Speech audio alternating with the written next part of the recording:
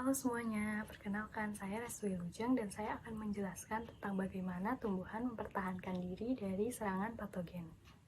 Tumbuhan memiliki dua mekanisme dalam menghadapi serangan patogen. Yang pertama yaitu secara kontinu dengan mengandalkan struktur fisiknya. Contohnya seperti dengan memiliki dinding sel. Apabila patogen telah berhasil menembus dinding sel tersebut, maka tumbuhan akan melawannya dengan mekanisme keduanya, yaitu dengan innate immunity-nya. Setelah terinfeksi, tumbuhan dapat memberikan dua respon. Yang pertama yaitu respon lokal dan yang kedua respon sistemik. Respon lokal adalah respon yang terjadi di area yang terinfeksi. Sedangkan respon sistemik merupakan kelanjutan dari respon lokal dan terjadi di jaringan yang belum terinfeksi. Situs di mana patogen berhasil memasuki organ tumbuhan disebut dengan situs infeksi primer, dan respon molekuler yang terjadi pada jaringan yang terinfeksi tersebut itulah yang disebut dengan respon lokal. Pada membran sel terdapat reseptor yang disebut dengan PRR. Reseptor ini menjadi agen awal yang mengenali pola molekuler dari patogen yang masuk, atau disebut juga dengan PAMS. Respon pertahanan tumbuhan yang dipicu oleh PRR disebut dengan PTI. Beberapa jenis patogen mungkin dapat menekan respon dari PTI ini. Namun, tak perlu khawatir karena tumbuhan memiliki respon sekunder yang disebut dengan ETI. ETI ini merupakan hasil koevolusi dari tumbuhan dengan patogen yang spesifik. Sekian penjelasan dari saya. Terima kasih. Halo, saya Ahmad Eka Satria dan kali ini saya akan menjelaskan tentang respon imunitas tumbuhan terhadap invasi bakteri patogen yang terjadi di sel penjaga.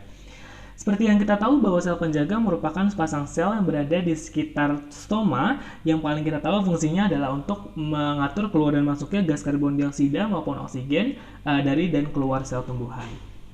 Nah, sel penjaga ini mampu untuk merespon berbagai stimulus dari lingkungan yang tujuan utamanya adalah untuk mengoptimalisasi proses kehidupan tumbuhan itu sendiri. Tak lain halnya ketika tumbuhan mendapatkan serangan dari bakteri patogen yang sangat berpotensi untuk membahayakan tumbuhan. Sel penjaga ini mampu untuk merespon kedatangan bakteri patogen tersebut dan mengupayakan untuk mencegah ataupun mengurangi penyebaran bakteri patogen ini di dalam sel tumbuhan. Ketika suatu bakteri patogen mampu untuk menempel di permukaan tumbuhan atau di membran sel penjaga, ini akan memicu suatu respon imunitas lokal (PAMP) seperti yang dijelaskan anggota kelompok sebelumnya, dan ini dikenali oleh PRR sel tumbuhan. PRR sel tumbuhan kemudian mampu untuk mengaktifasi kanal ion kalsium yang akan meningkatkan konsentrasi ion kalsium di dalam sel penjaga, yang kemudian ion kalsium ini mampu untuk mengaktifasi suatu enzim yang disebut sebagai CDPK atau Calcium Dependent Protein Kinase. CDPK ini mampu untuk mengaktifasi dua komponen penting dalam respon imunitas ini, yaitu CDPK mampu untuk mengaktifasi RBOH, yang kemudian RBOH ini mampu untuk memproduksi spesies oksigen reaktif seperti peroksida maupun superoksida yang mampu untuk mendegradasi sel-sel bakteri di luar sel tumbuhan. Kemudian CDPK ini mampu untuk mengaktifasi kanal ion kalium yang akan meningkatkan efflux ion kalium dalam sel penjaga, yang kemudian akan menurunkan turgor dari sel penjaga, yang kemudian efeknya adalah akan menutup celah pada tumbuhan yang akan membatasi akses masuk dari bakteri patogen ke dalam sel tumbuhan. Kali ini saya akan menjelaskan tentang konvergensi pensinyalan biotik dan abiotik. Adanya interaksi yang kompleks antara kerentanan tanaman, potensi inokulum patogen, dan dampak kondisi lingkungan dalam pengendalian penyakit. McNew mengusulkan bahwa ada 6 faktor yang berkaitan dengan lingkungan, patogen, dan tanaman. Mereka berinteraksi untuk menentukan dampak patogen pada inang dalam kondisi yang menguntungkan. Faktor-faktor ini meliputi lingkungan fisik seperti suhu dan kelembaman, dan lain-lain, lamanya infeksi, prevalensi, virulensi patogen, umur tanaman, dan kerentanan yang melekat pada tanaman inang. Sel penjaga mampu mengetahui serangan patogen dan menutup stomata. Sel penjaga juga merespon kondisi abiotik termasuk panas, kekeringan, CO2 tinggi atau rendah, dan kelembaban tinggi atau rendah. Dalam sel penjaga, kadar ABA endogen meningkat selama cengkaman abiotik dan menyebabkan penutupan stomata dengan mengurangi potensi zat terlarut. ABA dapat bertindak untuk menyempurnakan respons seluler terhadap patogen dengan mempromosikan pensinyalan JA sambil menekan pensinyalan SA, crosstalk biosintesis, serta pensinyalan JA yang berlawanan dengan SA.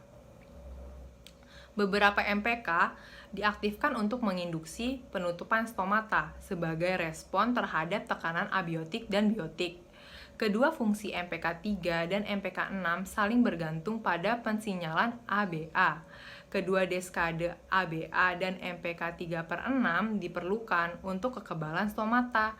MPK 9 dan MPK 12 adalah sel pelindung khusus serta terlibat dalam penutupan stomata responsif ABA ROS melalui SLA-C1. Terima kasih. Dalam merespon infeksi patogen, tumbuhan memiliki mekanisme resistensi sistemik atau systemic acquired resistance yang dapat aktif jika dipicu oleh reseptor tumbuhan yang sensitif terhadap keberadaan patogen.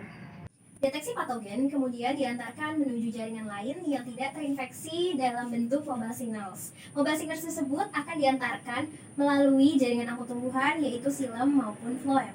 Di antara mobile signals yang sudah teridentifikasi antara lain metylsalicilat, glycerol 3-fosfat, defective in-induced resistance atau DIR1, azelaic acid, dehydroabietinal, dan pipepolic acid. Yang pertama yaitu metylsalicilat. Metylsalicilat merupakan bentuk metil ester dari asam salisilat.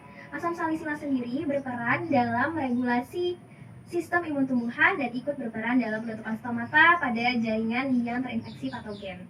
Pada jaringan yang terinfeksi patogen, salicylic acid atau asam salisilat akan terakumulasi dan sebagian akan dikonversikan menjadi metylsalicilat. Metylsalicilat tersebut akan ditransport menuju jaringan lain yang tidak terinfeksi melalui phloem, dan kemudian pada jaringan yang tidak terinfeksi tersebut akan dikonversikan kembali menjadi asam salisilat untuk memicu proses imun dan untuk mencegah terjadinya penyebaran ke jaringan lain. Selanjutnya ada glycerol 3-fosfat atau yang disingkat sebagai G3P. G3P memiliki peranan untuk mempromosikan konversi metylsalicilat menjadi asam salisilat. Selain itu, G3P juga memicu ekspresi enzim G3P dehidrogenase. Ekspresi enzim G3P dehidrogenase oleh gen FSD1 inilah yang merupakan salah satu faktor untuk memicu terjadinya SAR atau Systemic Acquired Resistance. Selanjutnya ada Defective In-Induced Resistance 1 atau DIR1. DIR1 merupakan gen yang mengekspresikan protein LTP. Protein ini kemudian akan menjadi protein chaperone bagi mobile signals lainnya seperti G3P, azelaic. DIR1 ini juga meningkatkan sensitivitas dari dehydroabietinal. Selanjutnya yaitu azelaic acid yang berperan dalam meningkatkan ekspresi gen pathogenesis related atau PR jika terjadi inokulasi berikutnya. Azelaic acid akan terakumulasi pada jaringan yang terinokulasi patogen dan kemudian akan ditransport menuju jaringan lain yang tidak terinfeksi melalui phloem. Selanjutnya ada dehydroabietinal. Diketahui dalam suatu penelitian bahwa dehydroabietinal dan azelaic acid dapat ditemukan pada eksudat daun yang diberikan perlakuan Pseudomonas syringae. Dalam jumlah yang cukup, dehydroabietinal dan azelaic acid dapat memicu aktivasi SAR. Kemudian ketika SAR aktif, maka dehydroabietinal akan dikonversikan menjadi bentuk protein signaling dan akan ditransport menuju jaringan lain yang tidak terinfeksi melalui phloem. Saya ingin melanjutkan penjelasan mengenai salah satu jenis mobile signal yaitu pipecolic acid, di mana pipecolic acid atau PIP ini merupakan produk degradasi dari lisin yang terdapat di dalam ekstrak tangkai daun dari tanaman yang telah terinokulasi oleh patogen. PIP ini akan diinduksi oleh bakteri Pseudomonas syringae dan meningkatkan sintesisnya dengan bantuan enzim sintesis SA melalui proses dari transkripsi amplifikasi loop. Penelitian sinyal seluler SAR ini akan difokuskan kepada transmisi dari sel mesofil yang telah terinfeksi ke sel mesofil yang belum terinfeksi. Tumbuhan akan menjaga beberapa plasmodesmata di antara sel parenkim dan elemen pendamping untuk menjaga komunikasi yang terjadi antar sel. Dikatakan bahwa sel tumbuhan memerlukan metode pertukaran sinyal ini selama penyerangan dari patogen. Selanjutnya adalah amplifikasi sinyal pada jaringan sistemik daun. Ketika molekul SAR mencapai distal jaringan yang terinfeksi oleh patogen, sinyal tersebut harus ditangkap oleh sel-sel jaringan sistemik untuk memulai respons SAR secara global. Setelah sinyal seluler terkirim, akan terjadi akumulasi salicylic acid yang menyebabkan sekresi dari antimikroba pathogenesis relate atau PR. sehingga tumbuhan terlindungi spektrum patogen selama hitungan minggu hingga bulan. Regulator utama dalam pensinyalan SA ini adalah NPR1 yang berperan dalam ekspresi gen. Jurnal ini juga menjelaskan inokulasi Arabidopsis dengan Rhizobacter bacillus subtilis melalui akar, di mana akan menghambat masuknya DC3000 melalui stomata saat tanaman co-inoculate dengan kedua mikroorganisme. Inokulasi Rhizobacteria mempertahankan apertur stomata yang berkurang, bahkan 3 jam setelah terinokulasi. Berbeda dengan stomata yang diinokulasi Pseudomonas yang dibuka kembali setelah 3 jam. Hal ini menunjukkan interkoneksi antara kondisi lingkungan dan juga respon kekebalan tanaman untuk menghadapi mikroba yang berbeda. Saya Rahimah Fajri Nurdini dari kelompok 8. Di sini saya akan menjelaskan salah satu mekanisme respon tumbuhan dalam menghadapi serangan dari bakteri patogen, yaitu priming. Terima kasih atas kesempatannya. Jadi, priming ini merupakan proses persiapan yang dilakukan sel tumbuhan untuk menghadapi serangan dari bakteri patogen. Adapun caranya, sel akan mengakumulasi protein yang berfungsi untuk amplifikasi sinyal di dalam sel tersebut.